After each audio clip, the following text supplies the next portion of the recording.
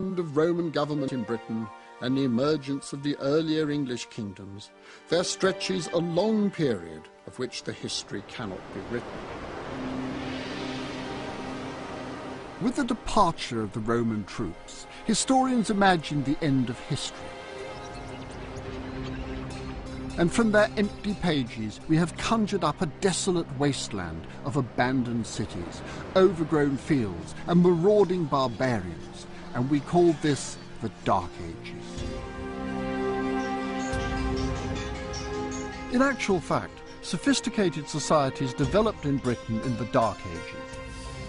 Released from its associations with Rome, Britain began to forge an independent identity.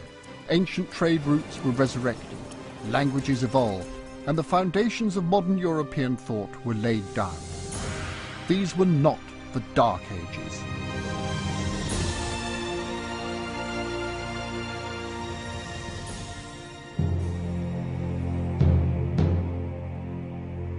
The fall of Rome led to a period of political instability throughout Europe. Tribes of barbarian invaders swept across the provinces of Rome, looting and pillaging the land. St. Jerome laments this terrible time. Savage tribes in countless numbers have overrun all parts, and those which the sword spares, famine ravages. I cannot speak without tears. But what became of Britain on the outskirts of his crumbling empire?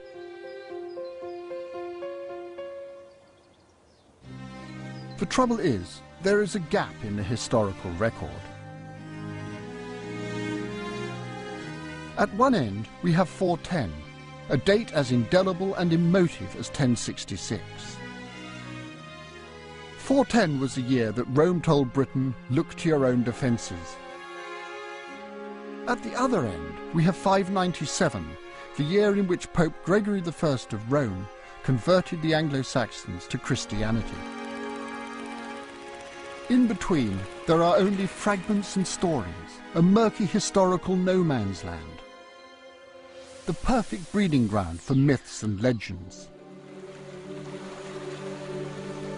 Emerging from the shadows of his period is the figure of King Arthur who, if he existed at all, rose to prominence in these troubled years. But here lies a crucial paradox. How can a period of Dark Age barbarism also have produced the greatest folk hero Britain has ever had? Was Arthur invented to make up for a lack of real history? Or is there some foundation to these peculiar myths? As a prehistorian, I'm used to dealing with long periods without any written records. But that doesn't mean that nothing happened. I'm going to find out what really did happen in this mysterious time. And I'm going to start in the place where the collapse of the Roman government must have been most keenly felt, the cities. The Romans built a network of civic centres across Britain. I went to York, one of the largest of these, to find out what happened after the legions left.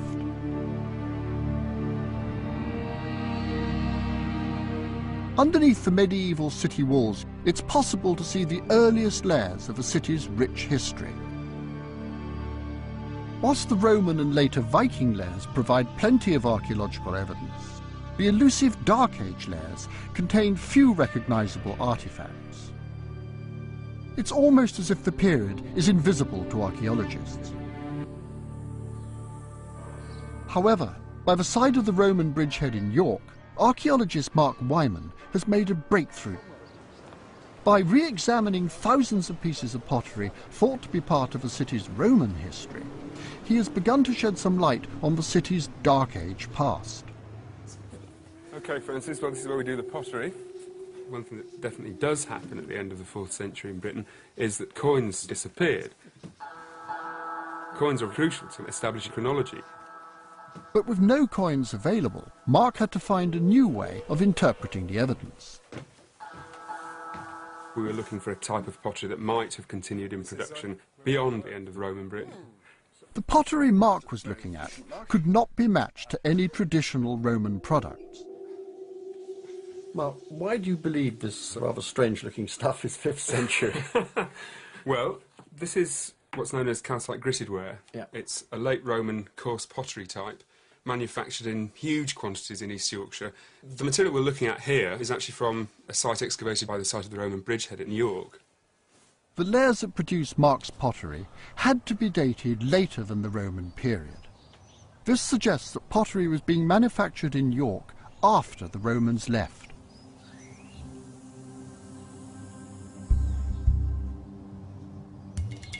This business of making pottery in the 5th century has put the cat among the pigeons. Why is that? The received view of Roman Britain, one that's still quite widely held, I think, has been that Roman Britain's end is exceedingly sudden, and the archaeological material that we require to understand activity, to understand the past, just isn't being made. The reason I set out to do this research was to identify a type of artefact which we could say is manufactured in the 5th century, to argue against the idea of everything suddenly coming to a juddering halt. Life in York did not come to a standstill in 410. Mark had found evidence for some kind of activity in the city after the Romans left. And he is not alone with these discoveries. All over the country, archaeologists are starting to piece together a picture of Dark Age Britain very different from the conventional story of collapse. It's time to start rewriting the history book. Archaeology, like all humanities, is a product of its time. And Victorian archaeologists were part of a British Empire which compared itself to Rome. So they had every reason to suggest that when great empires collapse, disaster and chaos follow. Amid the gentle hills of a Shropshire countryside lie the remains of the Roman town of Wroxeter. The romantic ruins fascinated early antiquarians, who saw it as an evocative reminder of a great civilization which had fallen into ruin. Wroxeter was first excavated in the 19th century. These Victorian archaeologists were so excited by the Roman remains here that they did not spot something that would completely rewrite the history of the town.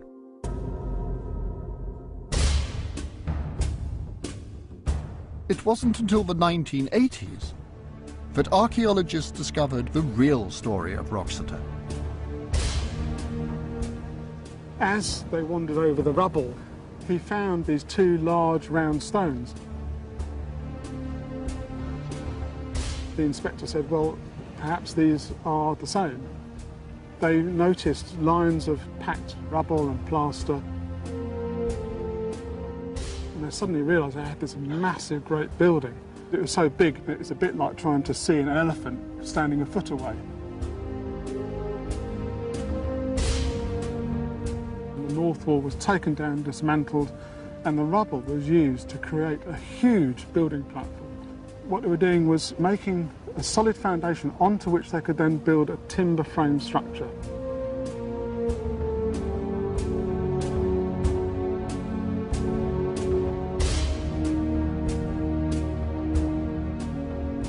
The dating was the major problem.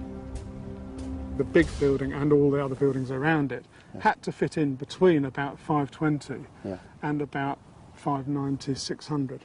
So, I mean, we're long, long after the official end of Roman Britain in 410, aren't we? And they're building huge buildings which are laying out in Roman measurements. I mean, they're thinking like Romans, aren't they? They are Romans. This is our perception that we think of Romans as being foreigners who come over, occupy the country and then go away again. They weren't. The people in the country Romanised. They became Roman. I mean, central control, central administration had sort of broken down. So, I mean, who was organising, and was it an Arthur-like character? It's a very difficult question to answer because you had no evidence. No. But if you think about it, this is like trying to answer the question of who lives in Buckingham Palace purely from the foundations. What we can say, however, is that this person had power. So they are someone who's able to command authority. There is a structure to the society. The discoveries at Wroxeter were a great advance in archaeology. They opened the way for archaeologists to re-examine other Roman sites in Britain to discover what happened during the so-called Dark Ages.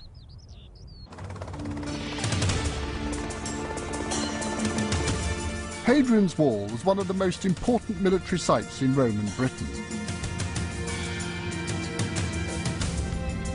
Stretching from coast to coast, the wall includes a series of garrison forts.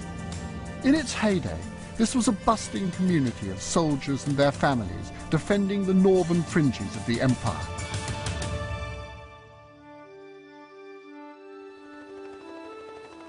What happened after the Roman army pulled out has long been a mystery.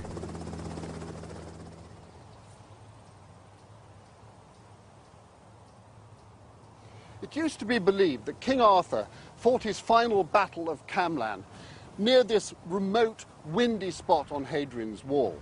But recent work has shown that within the fort of Burd Oswald, there was an altogether more extraordinary archaeological story to tell. Burd Oswald is the most westerly of the series of forts which line the wall. Miriam Lincoln showed me round the remains of its military headquarters. It's the main road through the fort, buildings either side, huge drill hall, the granaries to the south here. It was the granaries that archaeologist Tony Wilmot decided to examine when he began excavation here. I just had a feeling from looking around the site that late Roman would survive quite well. And chap in one corner said, Tony, I think we've got a bit of a straight line here. And a chap in another corner said, it's a bit of a right angle. And I basically went to the top of the tower of the farmhouse, looked down, and there was just this great rectangle sitting there. Above the stone foundations of the Roman granaries, Tony discovered the remains of a huge structure which was built long after the Roman troops withdrew. It was a unique archaeological discovery. What was it like? It's just jaw-dropped, you know. you think, God, this is it, really, you know. You've got this lovely, huge, open structure, thatched roof, and it would be the first thing you saw as you came through the gateway there. I put one of my most experienced diggers just to give a very quick clean to this slight trench, and I didn't tell her what I was looking for. And I said, anything odd about this? And she said, there's these sort of hard, flat patches. Yeah. Oh, where are they? And she went, well, there's one here, and I pointed to that. Yeah. And there's one here, and I pointed to that. And sure enough, they paired up.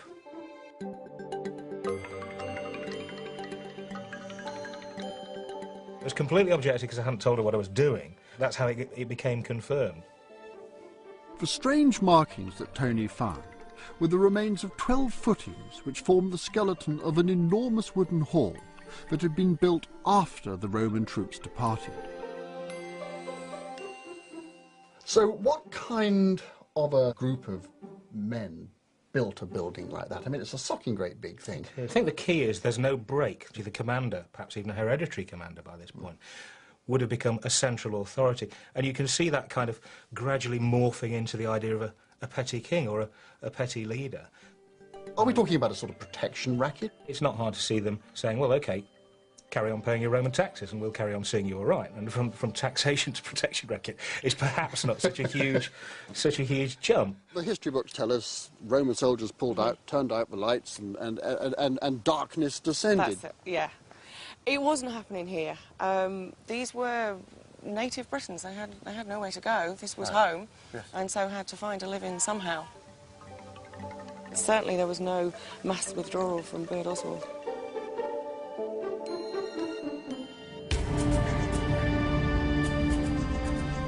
Do you reckon there are more late forts along Hadrian's Wall? I think there's certain to be.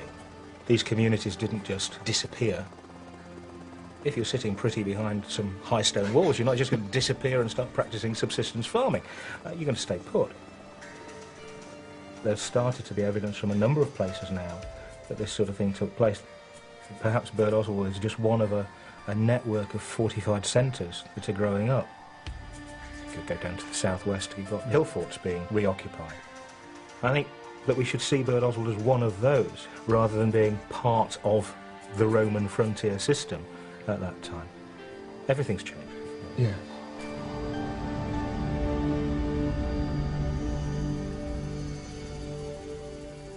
To the east of Bird Oswald is a lake called Crag Loch.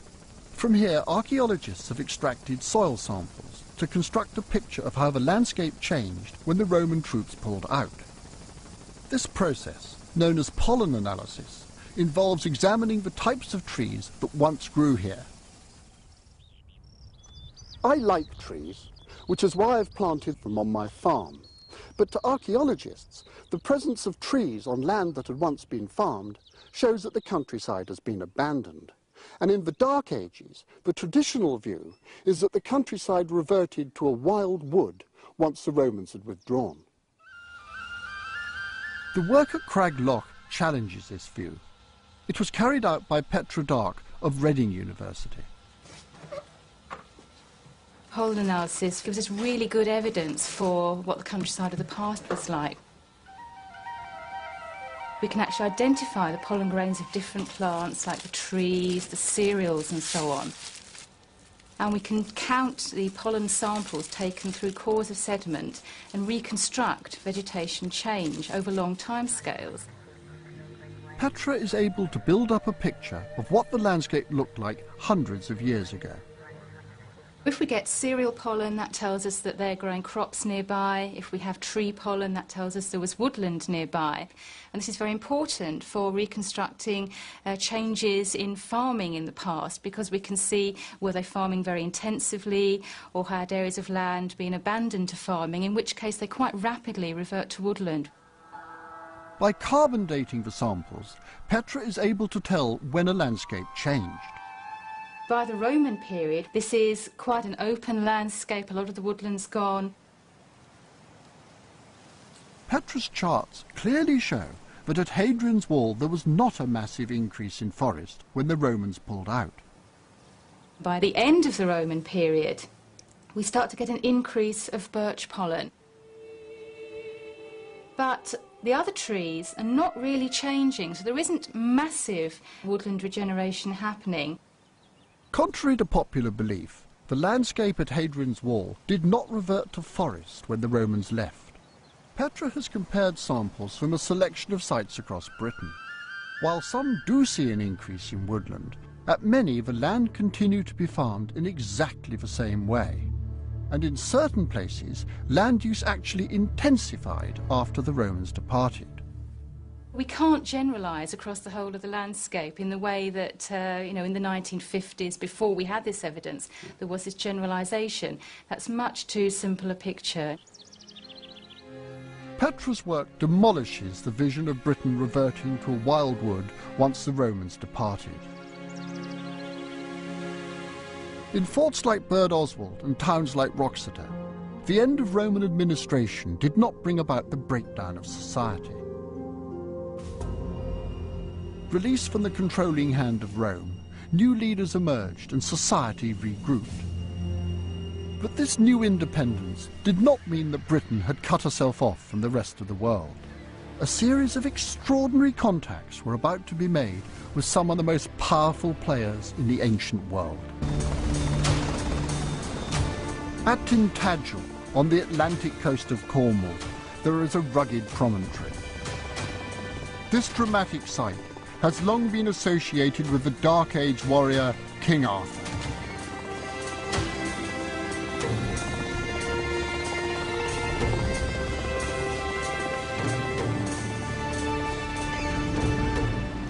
I think this one of the most romantic places in Britain. And I'm not surprised that Arthur is supposed to have been conceived in a castle here. The trouble is, those dramatic ruins over there are 13th century and have nothing whatsoever to do with Arthur or with Camelot. King Arthur first became associated with Tintagel when the author Geoffrey of Monmouth wrote a version of a legend in which King Arthur is born here. The Earl of Cornwall decided to build an Arthurian-style castle on the headland. Tourists have been coming here ever since to catch a glimpse of Camelot. However, the Dark Age story of Tintagel is far more exciting. Excavations here have shed new light on Britain's ancient contacts with the rest of the world. Charles Thomas explains. This is the classic way to see it, to approach it, because we've got the island, we've got that neck there, and you can see most of the important parts. You can see the top, the summit there. In the early 1980s, there was a fairly dramatic fire here, and the whole of the top of the plateau caught fire. The grass burnt, even the roots burnt. We then had a unique opportunity to examine 2 or 3 acres. We found that the top, far from being bare, was covered with the remains, the footings of little huts, 20 or 30 rectilinear buildings. We thought that these were all medieval. We now know they're post-Roman. We've investigated 10% of the top of the island. We found that the pottery, although burnt, was still recognizable as post-Roman imported pottery. Something had been taking place at the top, on a big scale. At the precise location where writers imagined a Dark Age king being born, modern archaeology had found the remains of a large settlement dated to the middle of the Dark Ages. And this was not all. Trampled amongst the remains of the buildings were thousands of sherds of intriguing pottery. The finds are extraordinary because there were large quantities of wheel-made pottery. None of this was the same as we get in Roman Britain, and none of it was anything that could conceivably have been produced here in post-Roman times.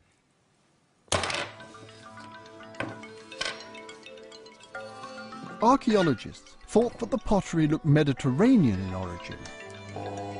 But to be certain, they had it analysed by David Williams at Southampton University. What I did with colleagues is to make a thin section of part of the actual pot,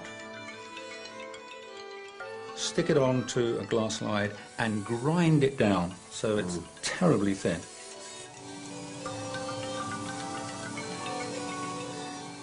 When you put it under the microscope, you can actually see the minerals and the rock fragments in the clay of the vessel. Right. And they will actually reflect what type of geological area the clay came from. So if I look through this, at that slide you've got in there, lots of white bits and, 3 sort of pinky things. That's right. That's serpentine. Oh. That isn't a common mineral at all. Yeah. You do get examples of serpentine around the Mediterranean, in western Cyprus, and they also occur just across the coast in southern Turkey. There's a whole string of kilns around there. When we compare them with the Tintagel pottery, and it's almost a dead ringer. David discovered that the Tintagel pottery had been made in one of a series of enormous kiln sites in southern Turkey. So much pottery was produced at these sites that it still lies in huge piles by the side of the road today. These are thick, sturdy vessels that were made for the buffeting of sea transportation. They were very heavy indeed. These heavy-duty pots were used for transporting goods such as olive oil and wine around the Mediterranean.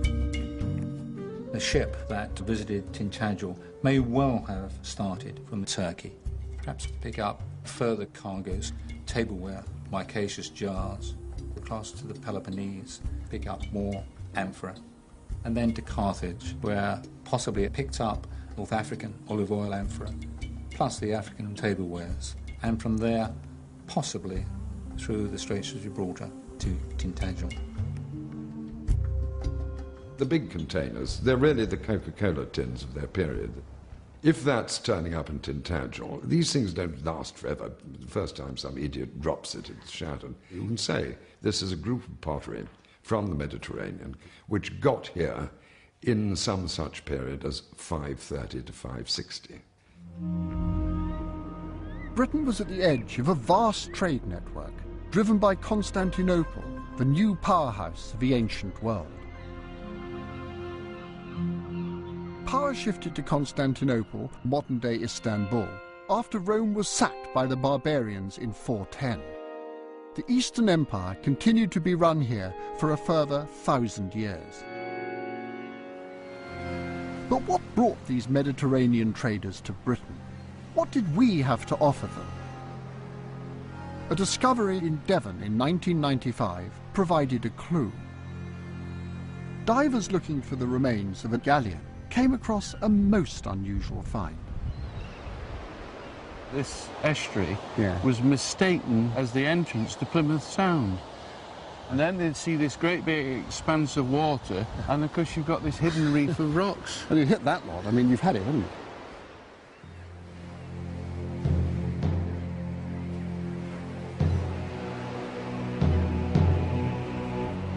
The first two divers came up to the surface, big smiles from ear to ear, with these tin ingots. Oh, look at that. God, it's heavy, isn't it? Yes, it's pure tin. When we had them analysed, they analysed them at 99.9% pure tin. And this is a clue that they're very old. One theory is that there was a boat anchored out there, they were ferrying them out, and they turned over on the reef.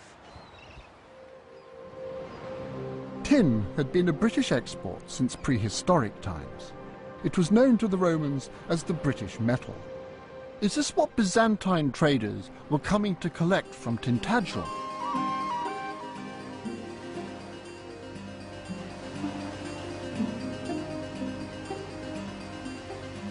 If you control a large area, you let it be known that by midsummer the tribute you're going to enforce is X blocks of tin, and you collect a lot of this. And this is something which would be extremely exchangeable in terms of Mediterranean goodies. The tin that the divers found lay a few metres away from a beach, which has yielded some intriguing remains. Coastal erosion has revealed hearths where meat had been cooked. Could these be connected to the tin trade? Sam Turner is about to start excavating here. Well, there's several hearths eroding from the cliff. The site's been known about since the 1960s, and it's been monitored since, and the erosion's got really quite bad recently. In fact, you can see some of the charcoal deposits here in the face of the sand cliff, blackened material. Look, got the charcoal tail. Yeah, big lumps of charcoal. And that's part of a hearth which extends sort of 5 or 6 feet across this area. But I mean, there's more than just charcoal there. I mean, just looking down here, look there, what's that? It looks like a bit of bone. There's bone from various species here. Some of the bone has clearly been butchered on the site. Yeah. I mean, what's going on? They're right on the seashore. It must have something to do with it.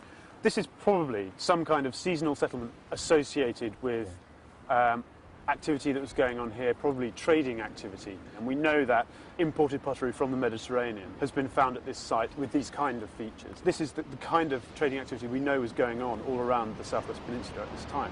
This Mediterranean pottery. Why is it being used on the port? I mean, you don't get champagne bottles being opened in the port of London, do you? I mean, that happens somewhere else. Certainly, I think that this activity must be associated with the social elite. These presumably would be the people who are here undertaking trade, using it as a meeting place to meet and exchange news and ideas. Sam's discoveries were not unique. All along the coast, archaeologists are beginning to find evidence for more of this elaborate activity. On this shoreline alone, 500 sherds of pottery and 10 feasting sites have been found. These hearths were the remains of what can only be described as beach parties held on the occasion of visits from Mediterranean traders. Such festivities indicate there was more to this Mediterranean contact than the straightforward exchange of tin for wine.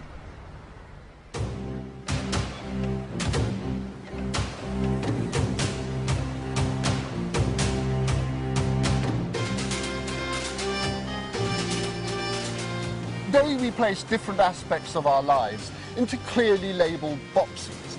Work, trade, religion, politics. But in the past, these partitions didn't exist. So I don't suppose that the Mediterranean and British traders were there just to exchange goods. These beach markets were to do with something altogether more profound, the ceremonial exchange of beliefs and ideas. And some archaeologists even believe that these ceremonies were politically driven. In the 6th century, the Byzantine Emperor Justinian I organised an attempt to reconquer the Western Roman Empire. This programme of reconquest was accompanied by a diplomatic initiative, a charm offensive to try to get local elites across Western Europe on board. One area where such elites existed was in Western Britain. And it's possible that what we see as trade between the Byzantine world and the British West was in fact diplomacy between Constantinople and the British kings who ruled that area. Whether or not these traders are on a political mission, I am certain that this contact was never purely commercial. The trade networks established between Britain and Byzantium provided a basis for the transmission of spiritual and intellectual ideas. They're bringing with them a whole range of new ideas. Archaeology can't show us that. Archaeology and history and language between them can infer its existence. And the pure archaeology, the dirt archaeology of pots, shows us one method by which it could have come. So, yes, there is a trade in ideas.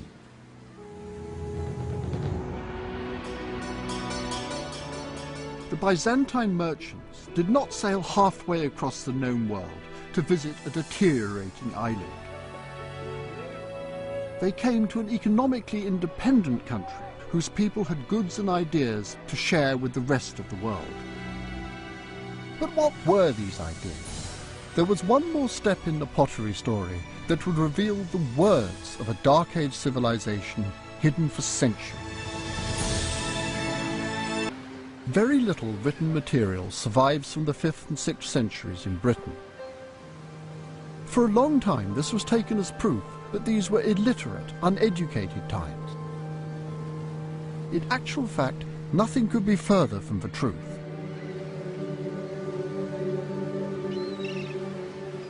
Dark Age Britain was a time of intellectual as well as economic advance.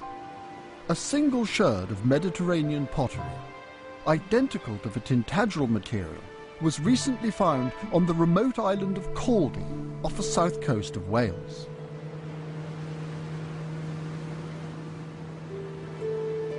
Caldy has been a holy island for hundreds of years. It still houses a monastery today. Jonathan Wooding showed me around. It's the only piece we've found here, but where you find one, there's doubtless got to be more.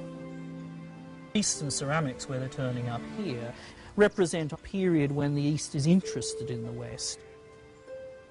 It's sending trade missions, diplomatic missions, whatever it may be, but Eastern people are turning up in Celtic Britain and they're expecting to find people who are essentially like them, descendants of Romans, who know the same languages, the same rituals, the same basic cultural ideas. Caldy was part of the early monastic movement, which arrived in Britain with the pottery on boats from the Mediterranean.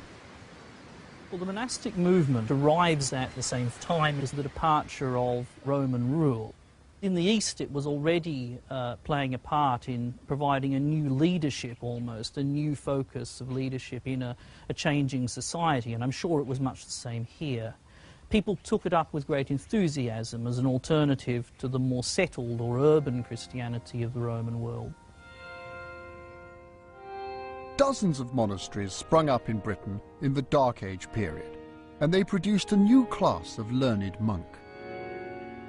There is one historical source for Dark Age Britain, written by a monk named Gildas in the 6th century, about 100 years after the departure of the Romans. It's an extraordinary, arousing account of this country's history. It was written in high-grade and rather flowery Latin. It was clearly intended for a sophisticated and literate audience, because it's peppered with classical references. Gildas was the preeminent theologian of monasticism in his era. the great founder of Irish monasteries on the continent, actually cites him as someone that the Pope ought to have read in writing to the Pope, not just any old Pope, but Gregory the Great, the most monastic Pope, really, of the first millennium. He is very much a figure who is known all over Western Europe.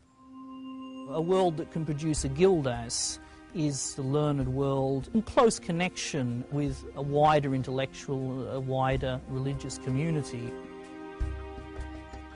He certainly isn't just a unique figure. He's unique in perhaps our records, but that's more, tells you more about our records than it does about the time. Gildas and men like him were not isolated monks hidden away from reality, but scholars in touch with the intellectual and religious ideas of their time. We see a Britain that is in contact with the rest of the world. It's a normal process of contact. It's not just an Eastern missionary turning up in an odd place. I think we have to start thinking about it now as a sort of much more global thing. I think finds in places like Tintagel and Bantham are on a scale now that make it unlikely that there's just one or two ships. But more finds are turning up every year, and I think in time we will have a much clearer picture of the scale and the importance of these contacts. They're more or less contacts that escaped history. So that's an example of where archaeology has really told you something that you just simply didn't know before.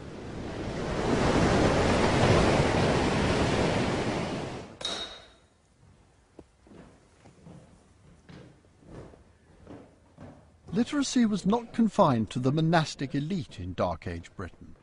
Caldy Island had one more secret to give up in the form of an ancient stone inscribed in Latin.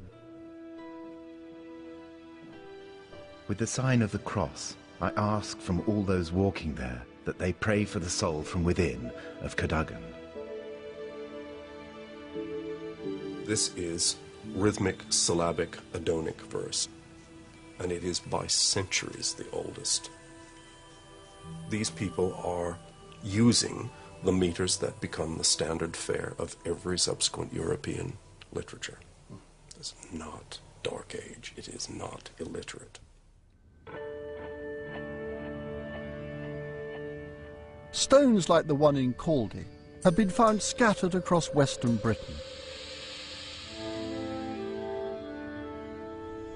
These inscribed stones provide clear evidence for a highly literate society in Dark Age Britain. They are memorials, written not by kings or priests, but by ordinary people committing their thoughts to stone. For centuries, these inscriptions have been dismissed as the clumsy scrawling of a semi-literate society. In actual fact, they give us unique insight into the ideas that were structuring early British thought.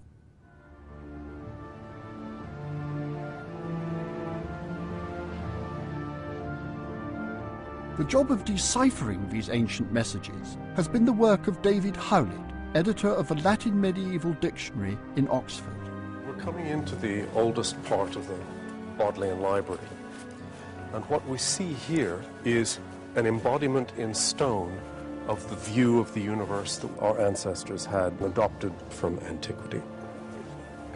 7 liberal arts, the human constructs of language, grammar, rhetoric, and logic, and the divine hard science, all of them mathematical.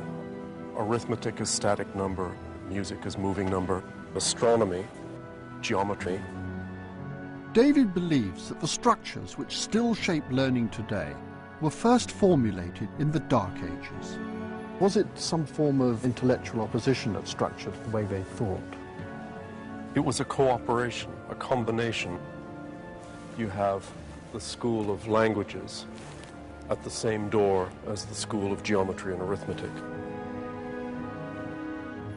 And over there, the school of astronomy in the same door as the school of rhetoric. It was a cooperation, a combination, the human arts with divine mathematical art. You need both. You cannot have one without the other. During the 6th century, modern Europe is invented, and it's invented here. Inside Britain, what we have is both this highly polished rhetorical Latinity from Gildas 130 years after the departure of the legions, and these stone inscriptions. Now, the inscriptions have looked like ropey, odd Latin prose because they are, in fact, verse. Nobody read them aloud to see that they go tumpty, tumpty, tumpty. It's just there, you see it. And once you see it, it transforms your view of what you're reading, and it even more seriously transforms your view of the society from which this emerged. Some of these stone inscriptions contain hidden layers of meaning. And the inscription reads, Carausius hic jacet in hoc, congeries lapidum. Carausius here lies in this, a heap of stones. Straightforward. But if you read it backwards, it reads, lapides gericon hoc in jacet hic ius auscar, which is a faultless dactylic hexameter. That's classical Latin. This is classical Latin, poetry, but read backwards. And if we return to the straightforward Carausius inscription and count at intervals of 7 letters, we find the name of the woman who designed this, which is Viola.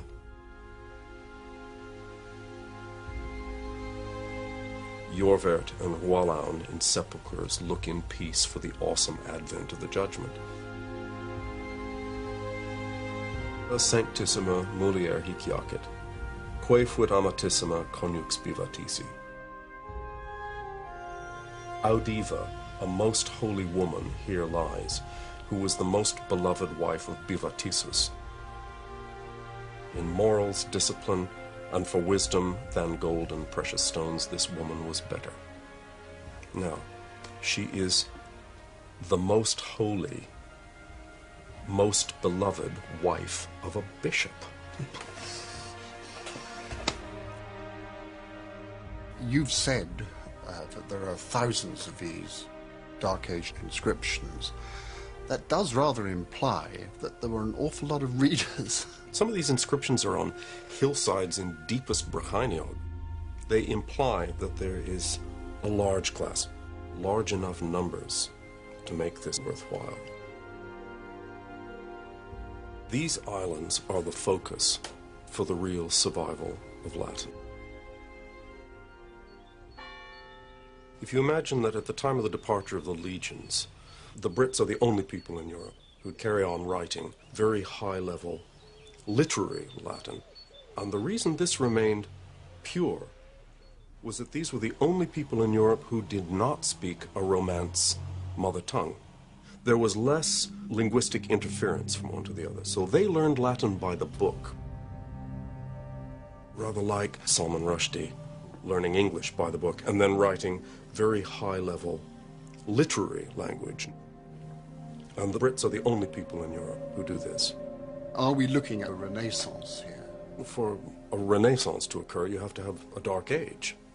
And I don't think the Dark Age ever existed. What I see is continuity in the intellectual life. The fall of Rome in 410, what caused the withdrawal of the legions from Britain, is a finite historical moment with great ramifications, and they're serious and catastrophic. And people have just supposed that that was what happened in Roman Britain, but it didn't. This is the only place that did not happen. So, in other words, instead of turning the lights out, do you actually think that the lights were turned up brighter? This is the only place in which the lights were turned up brighter.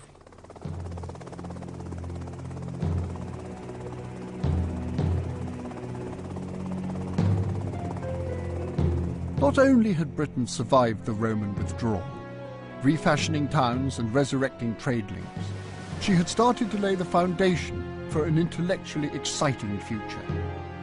I started this journey with the mythical figure of Arthur looming in the background, a reminder of a lack of real evidence we have for the Dark Ages. I ended it believing that I had really found my Camelot. This period had given birth to myths and legends as magical as that of Arthur. Because this really was an extraordinarily creative time.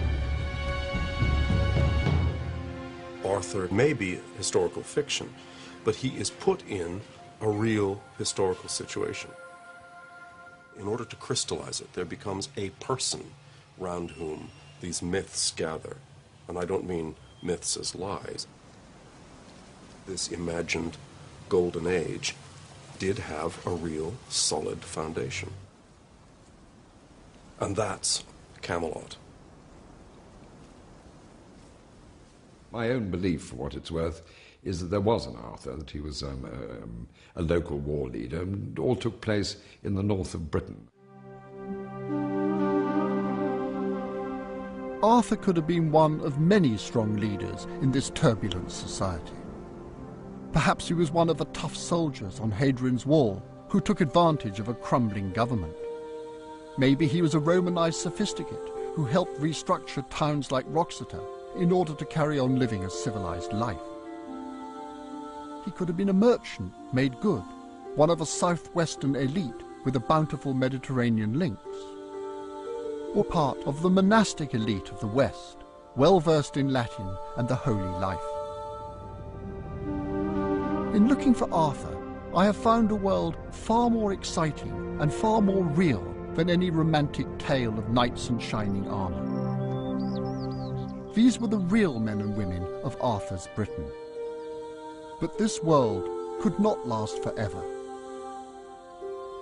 The Roman town of Wroxeter, where archaeologists had found such remarkable evidence for Dark Age survival and rebuilding, did eventually collapse.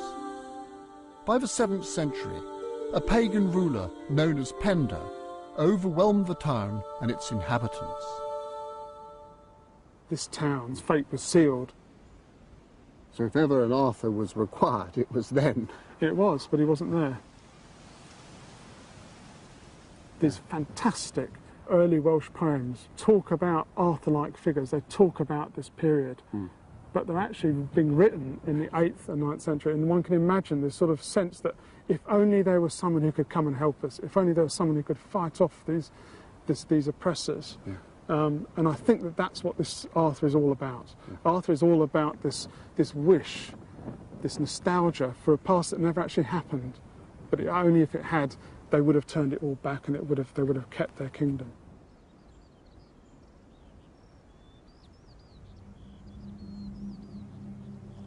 Whether or not they had an Arthur to protect them, the inhabitants of Wroxeter abandoned their town in the 7th century. Changes which had been happening elsewhere in Britain had finally overtaken them. It was a revolutionary tide which came not from the hills and mountains of Wales and the West, but from the flat